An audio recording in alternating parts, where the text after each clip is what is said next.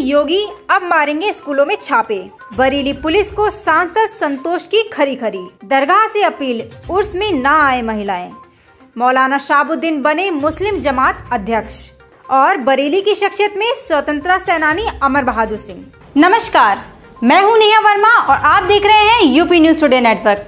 आइए नजर डालते हैं बरेली की कुछ खास खबरों पर। प्रदेश में पूरब से पश्चिम तक कानून व्यवस्था दुरुस्त करने के साथ साथ अब सीएम योगी स्कूलों और आंगनवाड़ी केंद्रों की भी निगरानी करेंगे। मुख्यमंत्री ने कहा है कि वे हर जिले में निरीक्षण के दौरान आंगनवाड़ी केंद्र और बेसिक शिक्षा के स्कूलों का दौरा जरूर करेंगे। सीएम योगी ने यह बातें राजधानी लखनऊ में आज पोषण माह के शुभारंभ के मौके पर कही। सीएम योगी ने आज शुक्रवार को पोषण माह का शुभारंभ किया। इस मौके पर उन्होंने 700 से अधिक नए आंगनबाड़ी केंद्रों का शिलान्यास किया।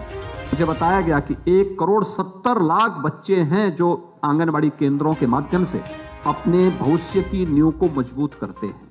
यानी दुनिया के अंदर बहुत सारे देशों की इतनी आबादी नहीं होगी, देश के अंदर बहुत सारे राज्यों की इतनी आबादी नहीं जितने हमारे पास आंगनबाड़ी केंद्रों में बच्चे हैं। और इसलिए इन बच्चों को देश के एक अच्छी जवानी देश के सामने आए, उसकी नींव को मजबूत करने की जिम्मेदारी आप सबकी है। और इसलिए उस नींव को मजबूत करने की इस जिम्मेदारी को आज इस पोषण माह के माध्यम से आगे बढ़ाने के इस कार्यक्रम को हमें आगे बढ़ाना है।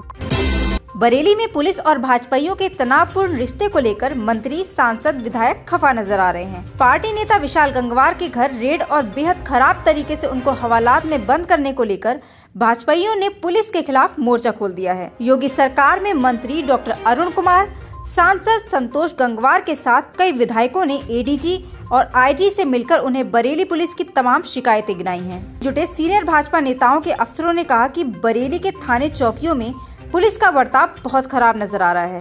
पीड़ितों पर ही केस दर्ज किए जा रहे हैं। भाजपा नेताओं पर दर्ज मुकदमों में समझौता होने के बाद पुलिस के स्तर से राहत नहीं दी जा रही। विशाल गंगवार के साथ पुलिस ने जिस गलत तरीके से व्यवहार किया वह बर्दाश्त से बाहर है। भाजपा नेताओं की शिकायत के तुरंत बाद एडीजी ने बरेली के थानेदार के पेच कसे हैं और लोगों से बेहद सभ्य तरीके से पेश आने की हिदायत दी है। दरगाह आला हजरत के सज्जादा नशीन मुफ्ती एहसन रजा कादरी उर्फ एहसन मियां ने उर्स रज़वी को लेकर सबको खास पैगाम दिया है।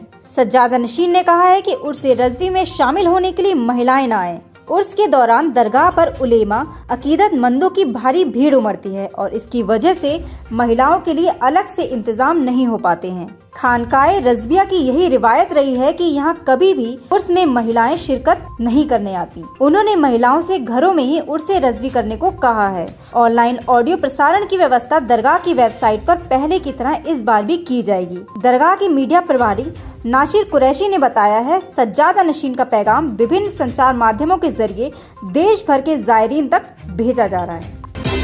सूफी सुन्नी बरेलवी विचार के प्रचारक और मुस्लिम स्कॉलर मौलाना शहाबुद्दीन रिजवी को ऑल इंडिया मुस्लिम जमात का राष्ट्रीय अध्यक्ष बनाया गया है।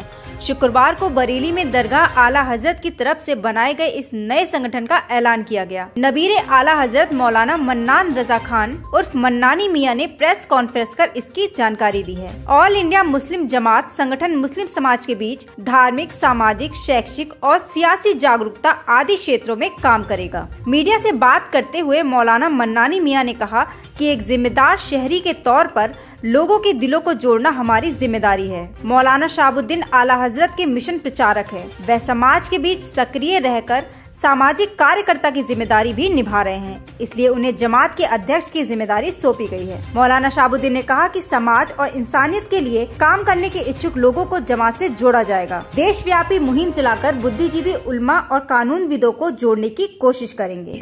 उल्मा ने ऑल इंडिया मुस्लिम जमात के नाम से एक तंजीम तश्कील दी है, जिसका कौमी सदर मौलाना शहाबुद्दीन रिजवी को बनाया गया है। बरेली की शख्सियत में आज बारी है बरेली में जन्मे स्वतंत्रता संग्राम सेनानी अमर बहादुर की। स्वतंत्रता सेनानी अमर बहादुर सिंह की गिनती महान क्रांतिकारी नेताओं में थी। वह 1933 में स्नातक की पढ़ाई करने के बाद ब्रिटिश इंडिया आर्मी में शामिल हुए। सन 1942 में हुए द्वितीय विश्व युद्ध में उन्होंने जापान की ओर से लड़ाई लड़ी। सुभाष चंद्र बोस नेताजी के संपर्क में आने पर उन्होंने 1945 में अंग्रेजों से बगावत करते हुए आजाद हिंद फौज का दामन थाम लिया। इस दौरान अंग्रेजों ने उन्हें गिरफ्तार कर जेल भेज दिया, जहां उन्होंने आजाद हिंद फौज के साथियों शहनवाज डिल्लन लक्ष्मी प्रसाद के साथ ब्रिटिश सरकार के मुकदमे का सामना किया। 1947 में देश आजाद होने पर वे भी आजाद कर दिए गए। देश के पहले प्रधानमंत्री जवाहरलाल नेहरू ने अमर बहादुर सिंह की देश सेवा से प्रभावित होकर उन्हें दिल्ली स्थित आनंद आश्रम में सरकारी सेवा में रख लिया। यहाँ से 1977 में वे रिटायर हो गए, अपने पैतृक गांव आकर रहने लगे। 101 साल की आयु में उनका देहांत हो गया। ऐसी ही इंफॉर्मेटिव वीडियोस के लिए देखते रहिए न्यूज़ टुडे नेटवर्क और हमारे चैनल को लाइक, शेयर, सब्सक्राइब करना ना भूलें।